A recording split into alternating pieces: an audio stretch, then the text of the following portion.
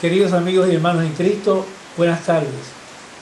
Continuamos hoy la sección Vía del Encuentro que hemos iniciado nosotros en Fe Mayor, y continuando el tema de ser cristiano en la tercera parte, que esperamos que sea la final, donde vamos a explorar otros contenidos que tienen que ver con nuestra experiencia de ser cristiano.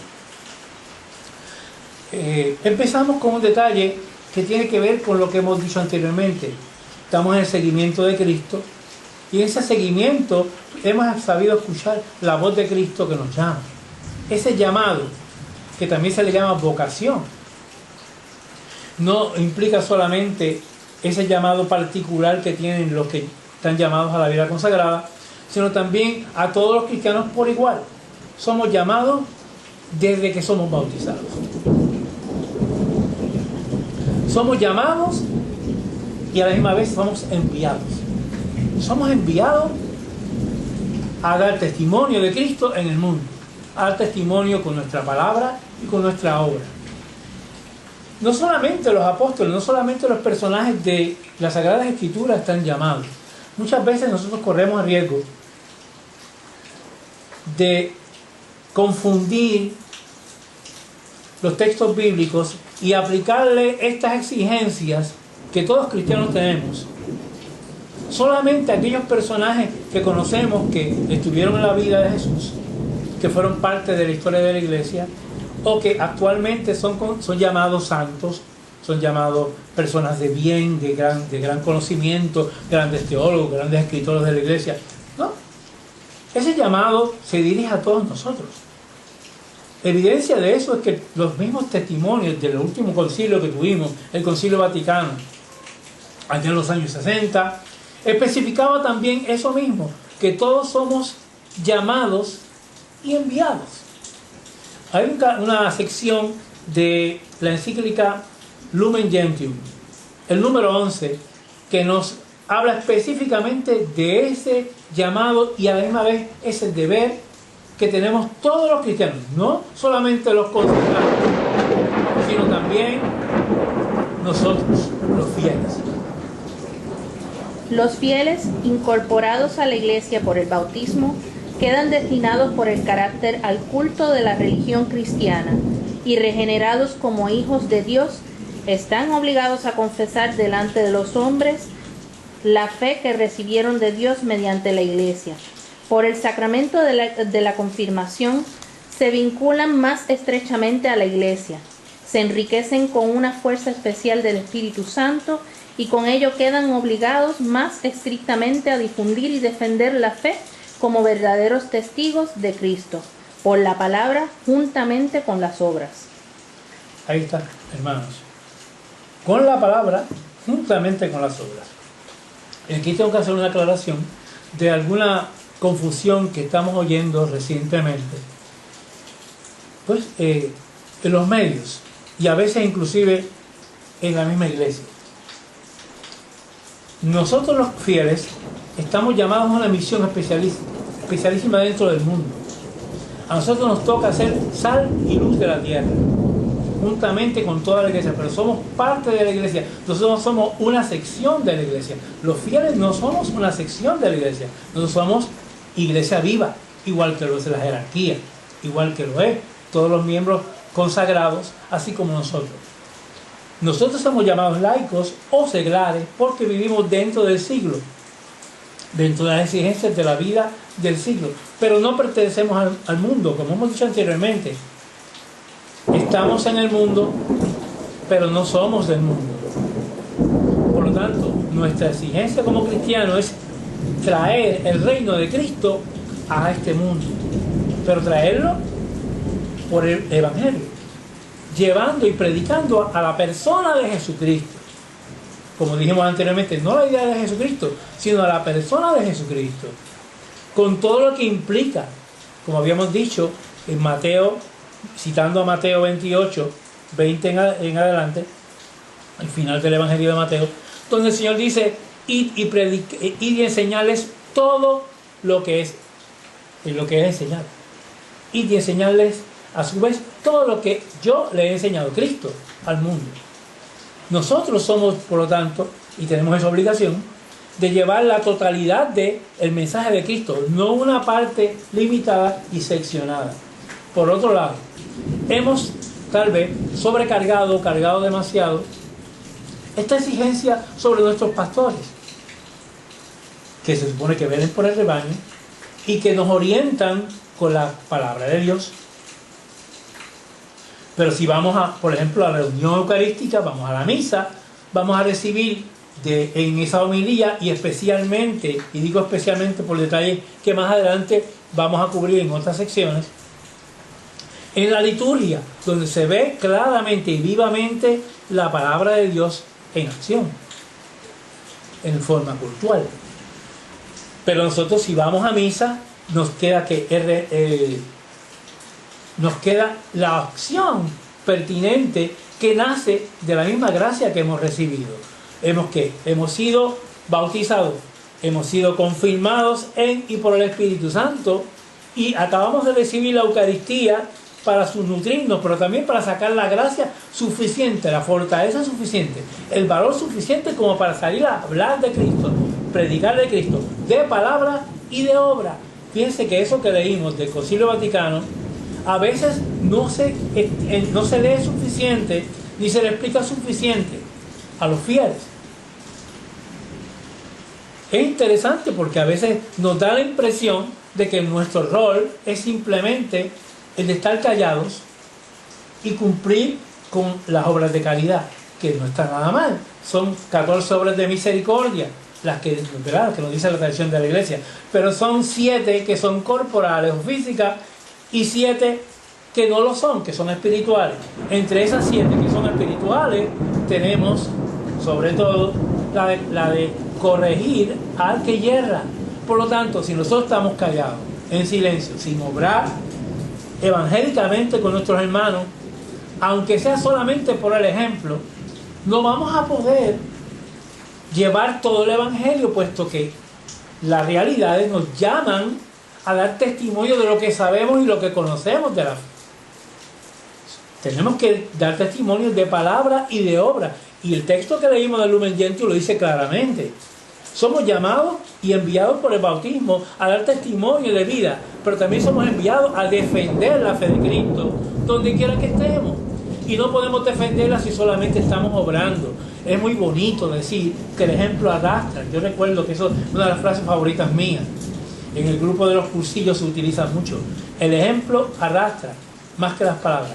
Pero créanme que en estos tiempos son mucha gente la que está dando un ejemplo que se parece mucho al ejemplo de los cristianos, y reparten comida y ayudan a la gente que está en necesidad, pero no en el nombre de Cristo, sino en el nombre de un gobierno, en el nombre de un partido político, en el nombre de una entidad, a veces hasta en el nombre de entidades que están promoviendo el aborto, promoviendo la ideología de género y todo lo que se opone a la moral de la Iglesia, pero están ayudando físicamente a muchas personas. Por eso hay que tener mucho cuidado, hermanos, de cómo estamos testimoniando la fe. Si ese testimonio no va incluido de la persona de Cristo, estamos en un problema. San Ignacio de Antioquía, uno de los escritores primeros de la Iglesia, de hecho se dice en la tradición que fue discípulo de San Juan o de San Pablo. Vivió en esos mismos años y escribió unas cartas interesantísimas. Camino al martirio, porque fue mártir de la Iglesia, murió por el nombre de Cristo. Y él decía y aconsejaba en todas sus cartas que si una persona se te acerca a hablar de algo que no sea de Jesucristo, ten cuidado. Y si tú vas a hablar, no te salgas de Jesucristo cuando hables.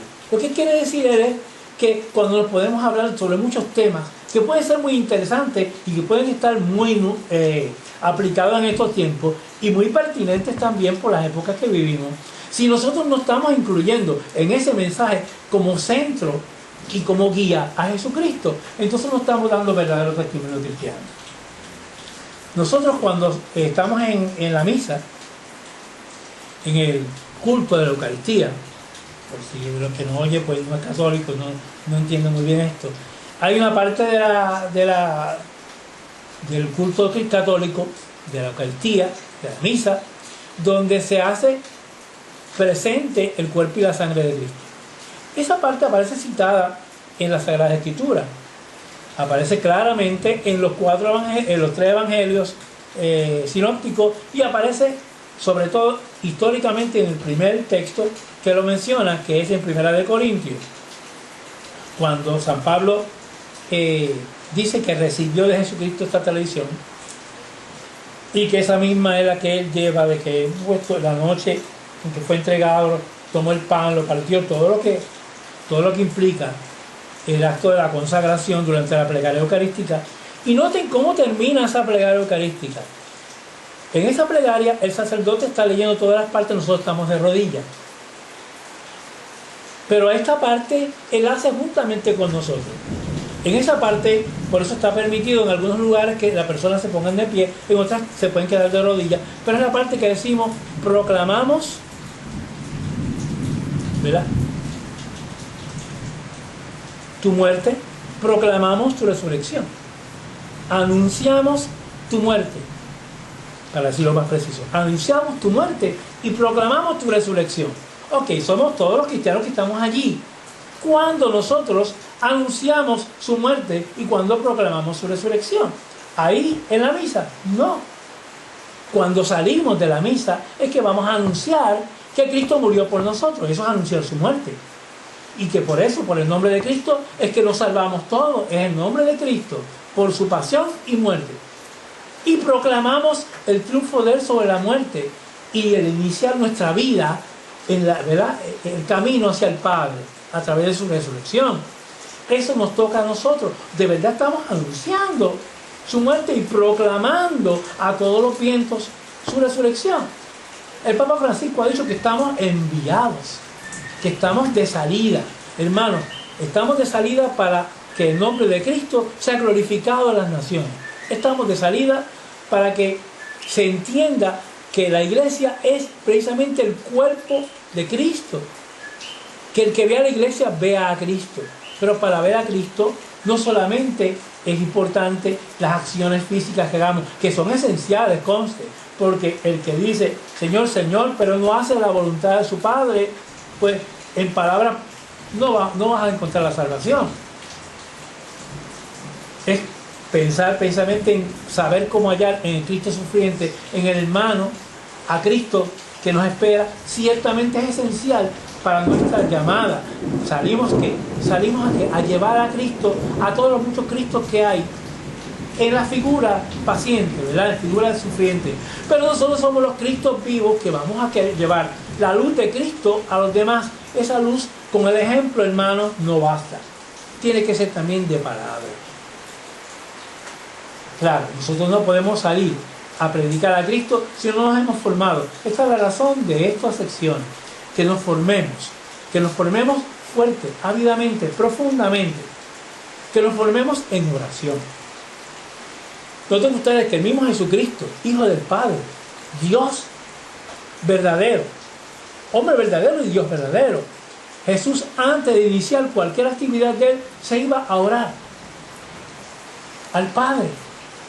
Si eso es Jesucristo, que es Dios, ¿qué vamos a hacer nosotros? Pues lo mismo, orar, mantenernos en actitud orante todo el día. Actitud orante es mantener a Cristo presente en nuestra vida 24/7.